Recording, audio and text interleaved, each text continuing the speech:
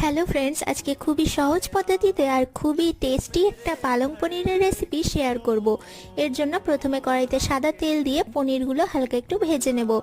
পনির ভাজা হয়ে যাওয়ার পরে সেই তেলের মধ্যে ফোড়ন দিয়ে দেব গোটা জিরে, শুকনো লঙ্কা, তেজপাতা। তারপরে তার মধ্যে দিয়ে দিলাম রসুন কুচি, পেঁয়াজ কুচি আর টমেটো কুচি। এখন এগুলোকে একটু ভেজে নেব। ভাজা হয়ে গেলে এর মধ্যে দিয়ে দেব লঙ্কার গুঁড়ো, ধনের গুঁড়ো, হলুদ গুঁড়ো, নুন, চিনি আর আদা বাটা। এখন মশলাটা একটু কষিয়ে নিয়ে তারপরে তার মধ্যে দিয়ে দেব সিদ্ধ করে বেটে রাখা পালং শাক।